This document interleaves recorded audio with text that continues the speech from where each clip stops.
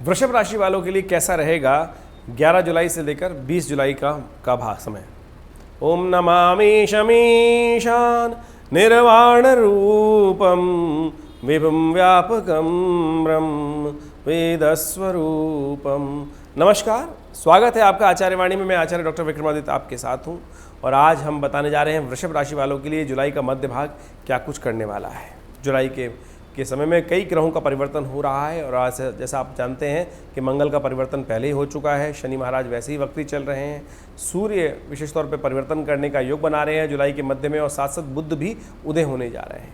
ये सारी गणनाएं आपकी राशि के अनुसार बड़ा महत्वपूर्ण स्थान रखती हैं और ऐसे में सूर्य का परिवर्तन आपके लिए बहुत ही महत्वपूर्ण होने वाला है और साथ साथ बुध का उदय होना ये भी आपके लिए विशेष तौर पे बड़े लाभ के योग बनाने वाला है। तो यदि कई क्षेत्रों में आपको विशेष तौर पे बुध के उदय होने से एकदम उन्नति का मार्ग प्रशस्त होता दिखाई दे रहा है। बुध करीब करीब जुलाई के मध्य में बिल्कुल परिवर्तन की तरफ जाएंगे और इन परिवर्तन के अनुसार से आपके जीवन में कई प्रकार के स्थितियाँ आप समझ लेनी चाहिए। कब क्या कुछ स्थिति आपके लिए रहेगी, कौन सा खास उपाय कर लेने से आपके जीवन में अनेक कष्टों को आप दूर कर सकते हैं, ये सब बातें आपको अच्छे से समझना चाहिए। यदि हम 11 जुलाई की बात करें तो 11 जुलाई को ग्रहों की गणना विशेष तौर पर दिखाती है कि नवमी तिथि है सावन के कृष्ण पक्ष की और मंगलवार का अवसर है और मेष में चल रहे हैं चंद्रमा। ये स्थिति थोड़ी सी भारी दिखाई देती है, खर्चों का योग दिखाई देता है, लेकिन फिर भी आमदनी और खर्चे दोनों बनते दिखाई दे रहे हैं। तो ऐसे में आपको इस बात का ध्यान रखते हुए कार्य करना है कि बेकार के खर्चों को जरा स्कैन करके काम करेंगे तो फिर आप पॉजिटिव लाभ ले सकते हैं। नहीं तो ग्रह तो दिखा रहे हैं कि नुकसान ज़्यादा होगा, आमदनी आएगी भी और रेत की तरह निकल भी जाएगी। तो इस बात का ध्यान रखते हुए कार्य करें। एक बात का और ध्यान रखें कि 11 तारीख को अश्विनी नक्षत्र विद्यमान है, ये गणमूल नक्षत्र के अंतर्गत आता है। तो जो जातक इस दिन जन्म लेते हैं उनकी मूल शांति अवश्य उनके माँ बाप को कराने का प्रयास करना चाहिए, अन्यथा वो जातक स्वयं के लिए भी परिवार के लिए भारी होता है। 12 जुलाई की यदि हम बात करें तो इस दिन विशेष तौर पर दशमी की तिथि है और बुधवार का अवसर है, मेष में चंद्रमा है और भद्रा विद्यमान है सुबह 5:55 से लेकर करीब करीब शाम के करीब रात के 6 बजे तक। इस दिन सर्वार्थ सिद्ध योग भी विद्यमान है। कई लोग कहेंगे कि सर्वार्थ सिद्ध योग विद्यमान है तो आप शुभ कार्य कर सकते हैं, लेकिन एक बात का ध्यान रखिएगा, सर्वार्थ सिद्ध योग शाम के 7 बजे के बाद है, दिन में भद्रा है, तो इसलिए नए कार्यों के लिए दिन अच्छा नहीं है, भारी रहेगा, तो इससे बचने का प्रयास करना चाहिए। और तमाम कार्यों में करते हुए थोड़ा सा इस बात का ध्यान रखें कि स्वास्थ्य का ध्यान रखें और बेकार के झगड़ों से बचने का आपको प्रयास करना चाहिए। इस प्रकार का योग बन रहा है। वहीं 13 तारीख के लिए हम बात करें तो उस दिन बृहस्पतिवार का अवसर और एकादशी तिथि और चंद्रमा आपकी स्थिति में परिवर्तन होने के अद्भुत प्रकार से योग बना रहा है। सुबह सुबह सूर्योदय से पहले पहले चंद्रमा परिवर्तित होकर लाभ के संकेत आपकी राशि के अनुसार से बनाता दिखाई दे रहा है और आपके मन में कई पॉजिटिव चेंजेस स्वयं उत्पन्न होने के योग बन सकते हैं। कामदा एकादशी भगवान विष्णु को प्रसन्न करने का दिन, बृहस्पतिवार के दिन ये शुभ योग पड़ रहा है। तो ऐसे में कोशिश ये करें पीले वस्त्रों का ध्यान करें, केले का पूजन करें, केले का विशेष तौर पे प्रसाद इत्यादि बनाकर चूरमा बनाकर भगवान का स्तवन करें, वो बड़ा कल्याणकारी योग बनेगा आपके लिए। सावन के महीने में भगवान विष्णु शेषशय्या पर विश्राम कर रहे होते हैं, ऐसे में उनका पूजन कर लेने से बड़ा कल्याणकारी योग बनता है और साथ साथ भगवान शिव की आराधना भी अवश्य करने का प्रयास करना चाहिए। इस दिन व्रत करें और हो सके तो भगवान का विशेष तौर पर शालिग्राम जी का स्नान कराने के उपरांत उनका चरणामृत ग्रहण करें, कल्याणकारी योग बनेंगे।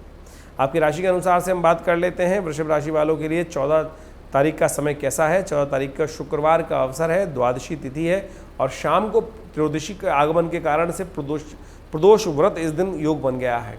सावन के महीने में प्रदोष व्रत बड़ा कल्याणकारी माना जाता है।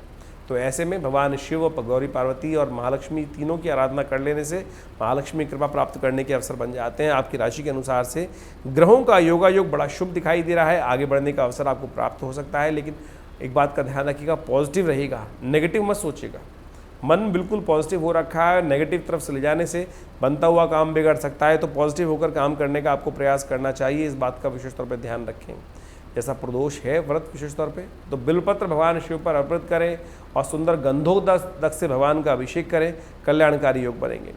15 तारीख को हम यदि बात करें तो 15 तारीख को मासिक शिवरात्रि है और उस दिन शनिवार का अवसर, मासिक शिवरात्रि और भगवान शिव पर जल चढ़ने का दिन। कावड़ की जो परंपरा भारतीय संस्कृति में अनादिकाल चल रही है, उस दिन तीर्थ जलों से जल लाकर भगवान शिव का अपने क्षेत्रों में लोग जलाभिषेक करते हैं और एक लोटे मात्र जल से भगवान शिव प्रसन्न होकर समस्त मनोकामनाओं की सिद्धि का वरदान भी देते हैं। तो इस शुभ तिथि का लाभ लेने का प्रयास करना चाहिए। देखिए शनिवार का अवसर है। आपकी राशि के अनुसार यदि हम बात करें तो इस वक्त शनि महाराज जो हैं आपकी राशि के अनुसार से आपके मान स्थान पर चल रहे हैं, वक्री हैं। तो ऐसे में तिल थोड़े जल में डालकर, और शनिवार का अवसर है, भगवान शिव का अभिषेक करेंगे तो शनि भी आपके अनुकूल होंगे।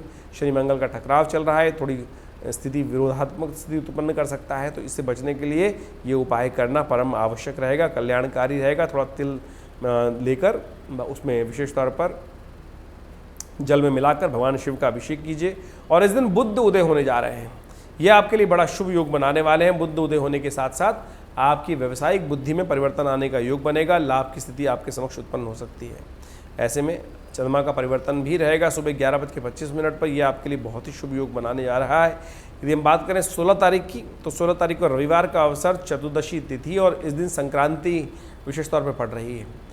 रविवार और संक्रांति का योग हृदय नाम का योग बनता है, और ऐसे में समस्त प्रकार से कष्टों को दूर करने के योग बनते हैं। ऐसे में जो सूर्य को विशेष तौर पर थोड़ा एग्रेसिव जो ग्रह माने जाते हैं, क्रूर ग्रह के अंतर्गत आते हैं, वो भी परिवर्तन का योग बना रहे हैं। तो ऐसे में गेहूं का दान करना आपके लिए अच्छा रहेगा।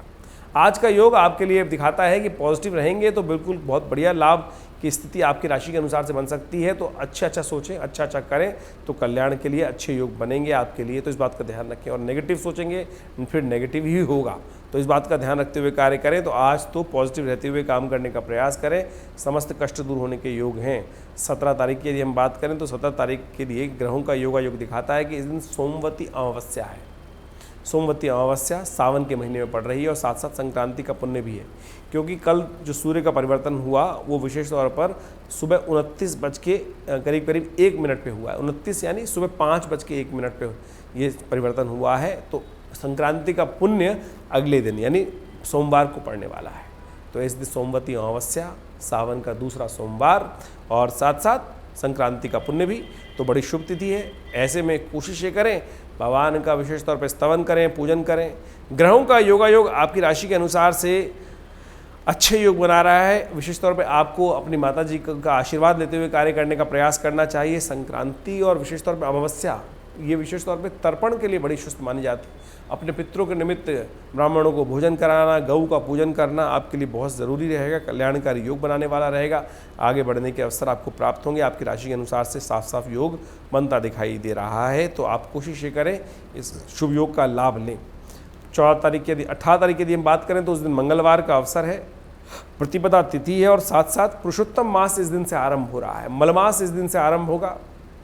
इस बार मलमास जो है वो सावन के महीने में पड़ रहा है। सावन का महीना विशेष तौर पे वैसे ही भगवान शिव का लिए माना जाता है, और उसमें पुरुषोत्तम मास का आना और शुभ योग बनाता है।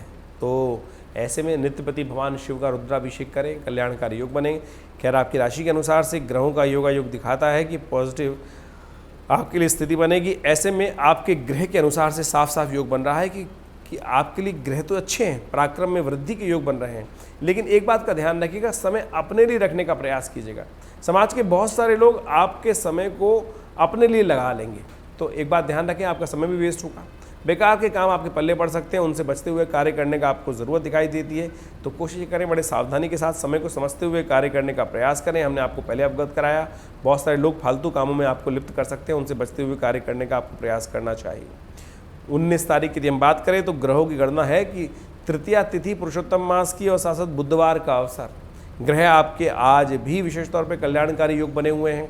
यदि आप सावधान होते हुए काम करेंगे तो अवश्य बहुत सुंदर तरीके से लाभ के योग बना सकते हैं। बेकार के झंझटों से बचने का आपको प्रयास करना चाहिए।